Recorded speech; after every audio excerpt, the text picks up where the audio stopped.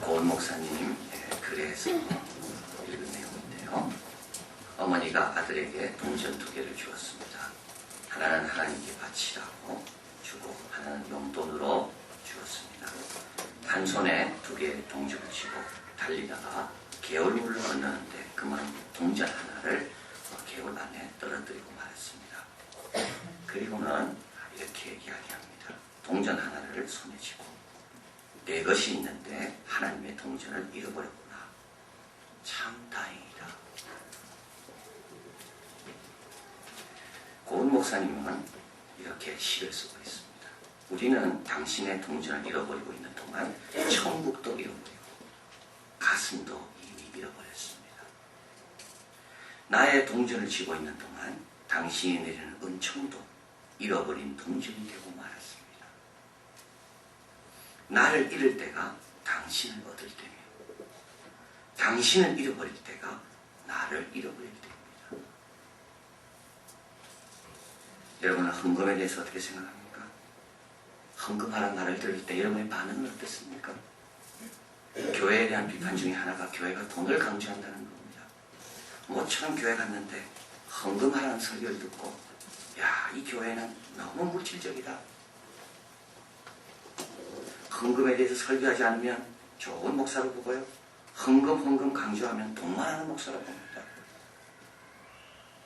우리 하나님은 돈에 대해서 뭐라 말씀할까요? 우리 하나님은 돈을 모른 척 할까요? 성경에는 돈에 대해 609절이 나옵니다. 예수님은 정확하게 우리 마음을 아시고 지적했습니다. 네 물질이 있는 곳에 마음이 있다고. 하나님과 재물을 겸하여 섬기지 못한다고. 성경처럼 돈에 대해서 자주 정확하게 말한 것은 없습니다. 하나님처럼 돈 문제를 가지고 우리에게 책망하시고 도전하시는 분은 세상에 없습니다. 왜 성도들은 돈에 대해서 예민하고 돈에 대한 설교를 싫어합니까? 왜 우리는 헌금에 대한 설교를 회피하려고 합니까? 우리 깊은 곳에 돈을 사랑하는 마음이 너무 많이 있기 때문에 그렇습니다. 돈에 대해서는 누가 건드려지기를 원치 않습니다. 어거스틴이 말했습니다. 하나님을 사랑하십시오. 그리고 돈은 이용하십시오. 근데 우리는 거꾸로 삽니다. 하나님을 이용하고 돈을 사랑합니다. 열심히 기도하지만 이 기도는 하나님을 사랑하는 기도가 아니라 돈을 사랑해서 기도하는 거고, 열심히 하나님께 나오지만 이거는 하나님을 이용하기 위해서 합니다. 오늘은 구약의 마지막 책이죠. 12소 선지자의 마지막 책이고 선지자들이 했던 모든 마지막 책이고 신약에 넘어가기 바로 직전에 있는 책이 말라기입니다. 근데 이 말라기에서 주님은 헌금을 강조합니다. 여러분 이상하지 않습니까? 정말 멋지게 아름답게 끝내야 되는데 여기서 주님은 물질을 가지고 이야기하십니다. 1장 6절부터 제사장에게 책망하십니다. 내 이름을 멸시하였다고. 그 이유는 합당치 않은 예물을 가져왔다는 겁니다. 나쁜 거, 저는 거, 상한 거, 총독에게 드려도 받지 않을 거, 아비에게 드려도 받지 않을 거, 아비에게 그런 거 가져오지 못할 걸 하나님께 가져왔다고 책망합니다.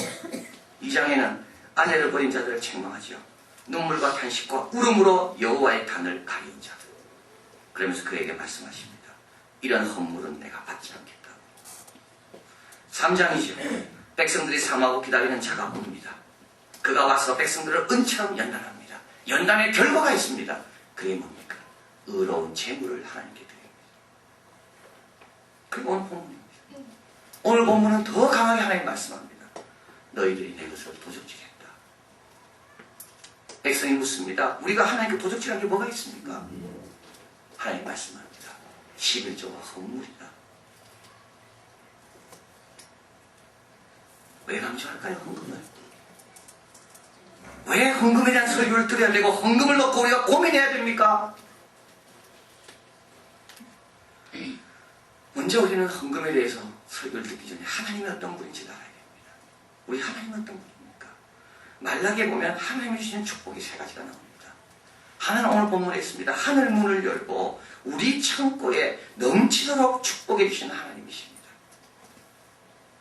두 번째로 우리 하나님은 4장에 나오죠. 치료하는 광선을 쏘아서 우리로 하여금 외양간에 나온 송아지처럼 뛰게 하시는 분이 하나님이십니다.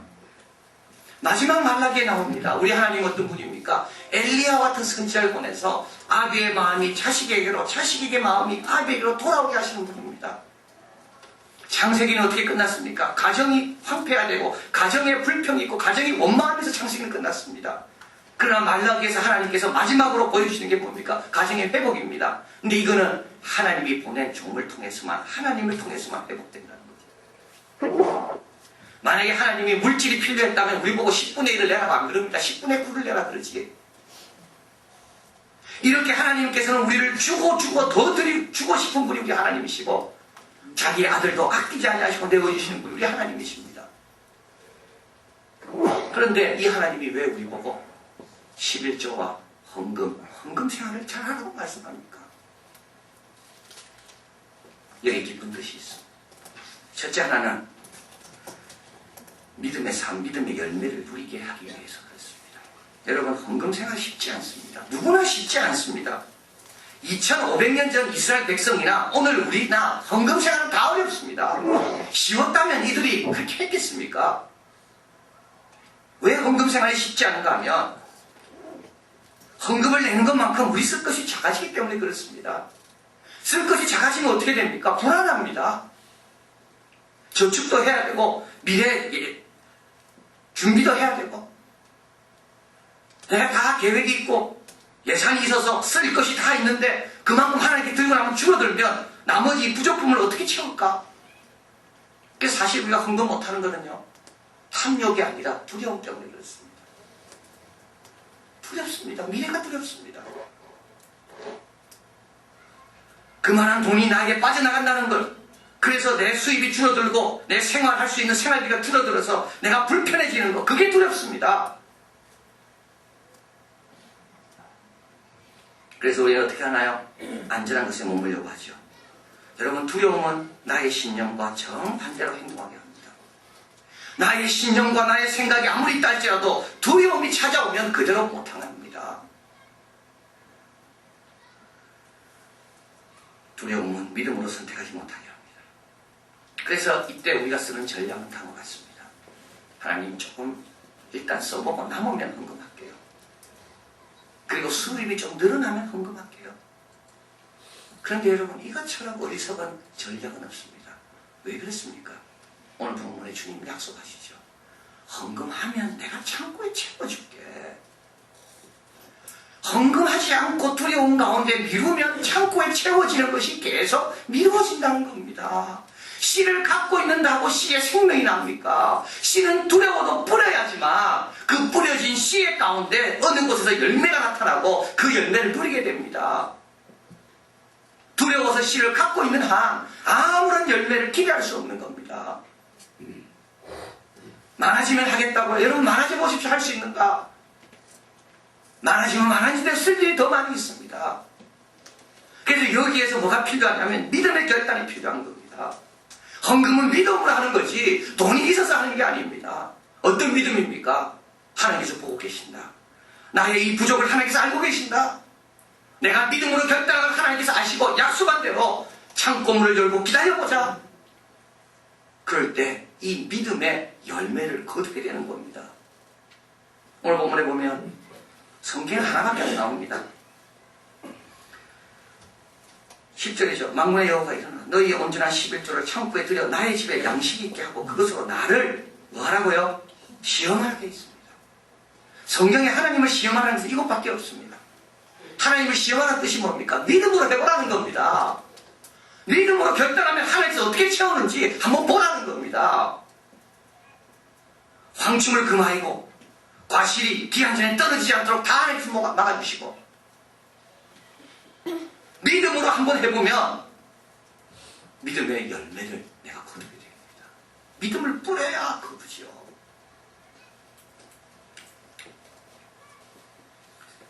그래서 우리 하나님은 때로는 우리의 믿음을 한 단계 도약시키기 위해서 우리의 지갑을 내가 얼마나 꽉 쥐고 있는지를 시험하십니다. 이거는 우리의 믿음을 위해서 그렇습니다. 돈이 필요해서 그렇지 않습니다. 우리 하나님은 필요했다고 10분의 9를 내라 그러지 왜 10분의 1을 내라 그러겠습니까? 우리의 믿음 때문에 그렇습니다. 아더 핑크는 말합니다. 친구여, 지구하신 분이 스스로 낮추사 이 같은 비천한 입장에 처하신 놀라운 사실에 내 영혼은 압도됩니다. 하나님께서 친히 우리에게 시험 당하시는 그 입장에 처하신 그 하나님의 마음을 생각해 보라고. 오죽했으면 하나님께서 내가 다 책임질 거니까 나를 한번 시험해 보라고 그 말씀을 하십니까? 히브리서 12장 6절 믿음이 없이는 기쁘시게 못하는 하나님께 나아가는 자는 반드시 그가 계신 것과 또한 그가 자기를 찾는 자들에게 상 주시는 이심을 믿어야 할지니라. 헌금은 우리의 믿음, 하나님을 살아계시고 상 주시는 이심을 믿는 그 믿음을 시험하고 증거하고 열매를 거두게 하는 기회를 우리에게 줍니다. 그래서 헌금하라는 거. 두 번째로 하나님께서 우리에게 헌금과 11조를 강조하신 이유는 은혜의 삶, 은혜의 열매를 누리라는 겁니다. 하나는 믿음이죠. 믿음의 열매를 누리라는 겁니다. 믿음으로 한번 결단한 열매를 누리니까. 두 번째는 은혜입니다. 은혜의 삶, 은혜의 열매를 누리라는 겁니다. 하나님은 누구 보고 11조 바치라 그러죠? 믿지 않는 사람들 아닙니다. 이스라엘 백성들입니다. 하나님의 사랑받은 자에게 11조 바치라 그럽니다. 말라기 1장에 가보면 이스라엘 백성이 하나님께 이렇게 합니다. 하나님 우리를 언제 사랑했습니까? 그때 하나님께서 이렇게 말씀합니다. 네 형 에서, 네 에서가 있지 않냐? 그러나 나는 동생 야곱을 나는 사랑하고 에서는 미워했다. 여러분, 하나님의 사랑의 증거를 하나님께서 이 사랑과 미움이라는 말로 표현하는데 여기서의 사랑은 택함입니다. 네 형이 있지만 내가 야곱을 택했다. 하나님의 사랑은 뭐냐면 이 택함에 나타납니다. 그 다음부터 이어집니다. 이 에서의 후손들이 황폐되었지만 성을 다시 짓자 합니다. 그러나 하나님께서 이렇게 말씀합니다. 너희가 다시 짓자 할 거나 내가 다시 허물 것이다. 무슨 말입니까? 하나님이 택함 받은 자는 하나님께서 계속 책임진다는 말입니다. 그러나 하나님의 택함 받지 못한 자는 아무리 노력해도 하나님의 긍휼과 은혜를 얻지 못한다는 겁니다. 우리가 하나님의 택함 받은 자 아닙니까? 택함 받은 자는 어떻게 해야 됩니까? 이 은혜로 받은 것에 대한 보답이 있어야 됩니다.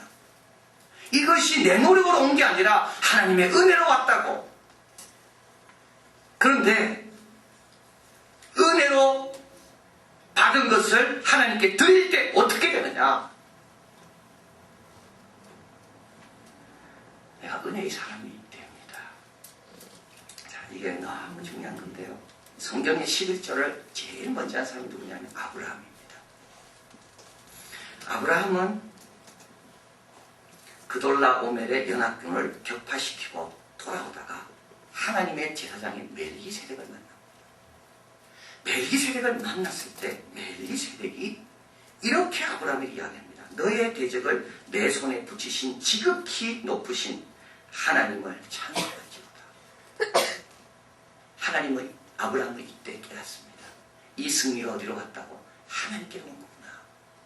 그래서 아브라함은 10분의 1을 멜기세덱에게 드립니다. 그 다음에 어떤 일이 일어납니까? 그 다음에 소돔왕이 찾아와서 아브라함의 전리품을 달라고 합니다. 그때 아브라함이 전리품을 다 줘버립니다. 여러분, 은혜로 온 것을 알고 하나님께 10분의 1을 드리기 시작하면요, 어떻게 되냐면 이 모든 것이 은혜고 또 엄청난 은혜가 기다리고 있다라고 믿게 됩니다. 탐욕의 노예가 안 됩니다. 이것이 끝이라고 내 노력으로 했다고 할 때는 내가 얼마나 발부둥 쳤습니까? 그래서 아깝습니다. 그러나 이 모든 것이 은혜로 왔다는 것을 알고 은혜에 대한 보답을 하기 시작하면 앞으로도 더 큰 은혜가 기다려 있다는 것을 알기 때문에 물질로부터 자유롭고 관대한 삶이 된다는 겁니다. 그 다음에 15장에 보면 하나님께서 아브라함에게 이렇게 말씀합니다. 하나님의 음성을 듣게 되는데요. 두려워 말라. 나는 너의 방패요 너의 지극히 큰 상급이니라.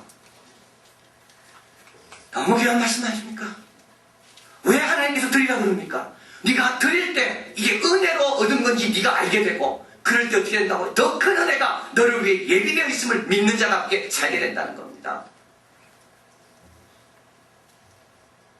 현금의 유익이 여기 있습니다. 은혜를 기억하게 합니다. 은혜를 기대하게 합니다. 욕심과 탐욕으로부터 물질로부터 벗어나게 합니다. 이것은 하나님이 주신 것이고 하나님은 얼마든지 더 줄 수 있는 분이고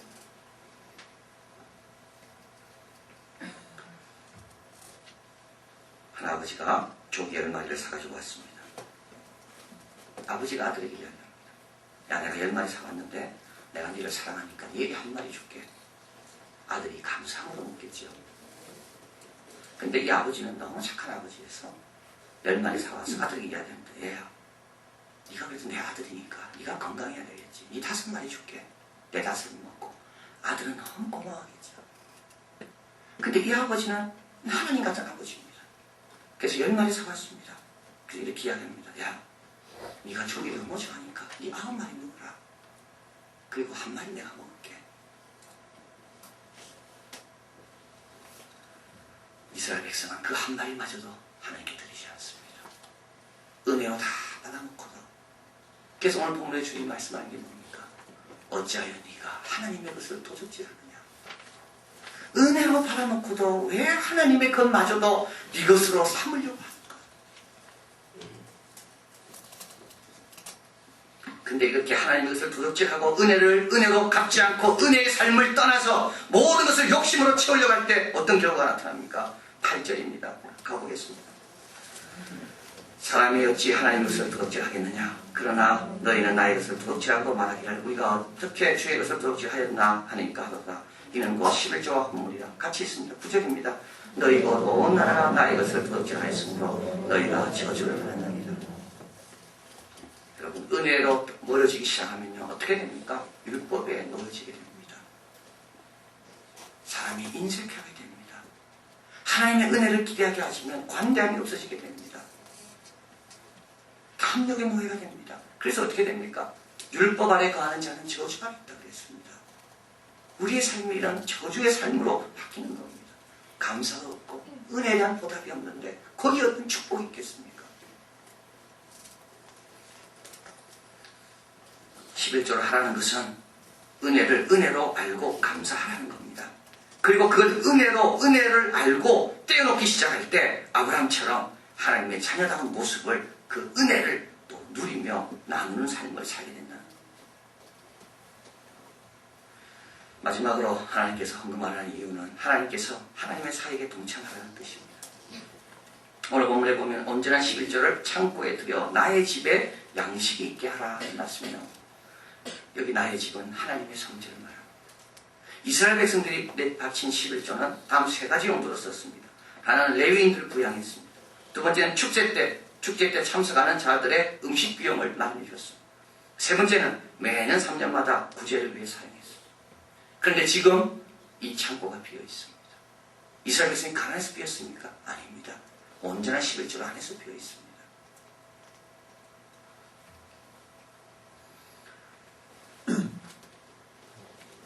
그래서 어떻게 되나요? 제사장들은 하나님의 집을 떠납니다. 배가 고프니까. 가난한 자들이 와서 도움을 받을 수가 없습니다. 성전은 수료되지 못하고 오고 싶지 않는 곳이 됩니다.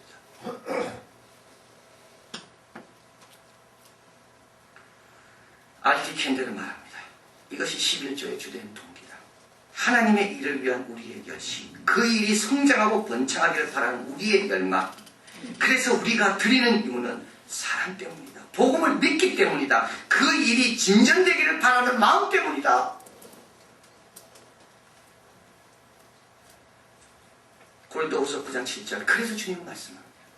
각각 그 마음에 정한 대로 할 것이요 인색함으로나 억지로 하지 말지니 하나님은 즐겨내는 자를 사랑하시니라. 왜 즐겨내는 자를 사랑합니까? 하나님의 복음의 진전을 사랑하는 자이기 때문에 그렇습니다.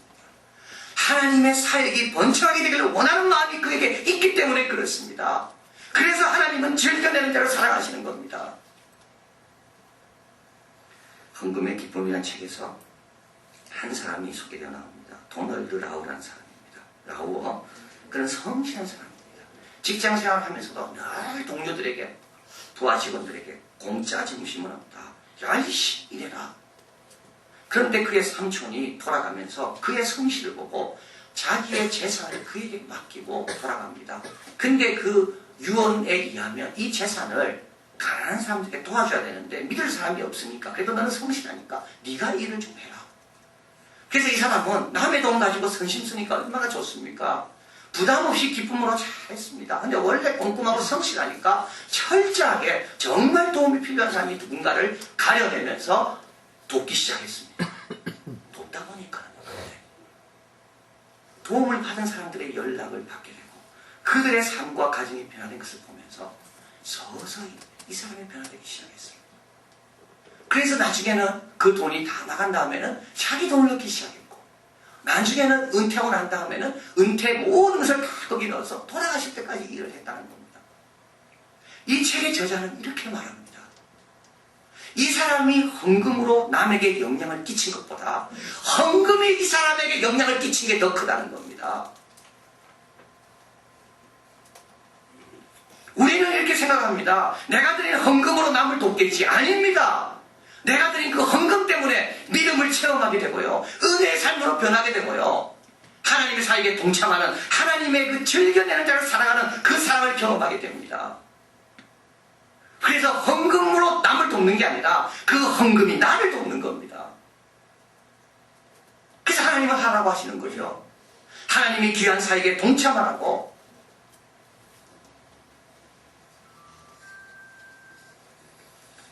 이 세 가지가 이유가 여기 있습니다. 하나님이 귀한 사역에 참여할 기회를 우리에게 주시려고 하나님의 은혜가 무엇인지를 끝까지 잊지 않고 은혜로운 삶을 살게 하도록 하기 위해서 믿음의 열매를 누리며 믿음의 진보를 위해서 하나님께서는 11조와 헌금을 하라는 겁니다. 그러면 11조를 잘하기 위해 어떻게 해야 됩니까? 세 가지 P가 있습니다. 11조를 꼭 고민들 많이 합니다. 세금 내기 전에 돈으로 해야 됩니까? 세금 내고 난 다음 남은 돈으로 해야 됩니까? 나는 또 빚이 좀 있는데 이 빚이 내가 마이너스란 말인데 마이너스인데도 이것을 11조 해야 됩니까? 안 그러면 나는 다 은퇴하고 수입이 없는데 11조 해야 됩니까? 3P가 있습니다. 하나는 priority giving, 우선적인 결단입니다. 이 말은 뭐냐면 먼저 떼는 겁니다. 먼저 하나님 앞에 드릴 걸 먼저 떼라는 겁니다. 항상 먼저 뗍니다. 집에 손님이 오면 손님 음식부터 먼저 해놓고 아이들 음식 하듯이 먼저 떼라는 거예요. 하나님부터 먼저 떼라. 그리고 나머지 가지고 생활해라. 두 번째는 퍼센테이지 기빙입니다. 정한 비율로부터 헌금을 시작하는 겁니다. 최저점은 10분의 1입니다. 소득의 11조. 소득이 없으면 생활비의 11조. 소득 없어서 생활하지 않습니까? 생활비의 11조. 세금 전이냐 세금 후냐 얼마를 뿌리겠어요? 세금 전에 뿌리면 세금 전만큼 거둘 겁니다. 세금 후에 뿌리면 세금 후만큼 거둘 겁니다. 그리고 아까 말한 이 세 가지 축복, 하나님의 사역이 진전되고 하나님의 은혜를 내가 계속 잊지 않고 믿음의 진보가 있는데 세금 전 세금 후 그게 그렇게 중요한 문제입니까?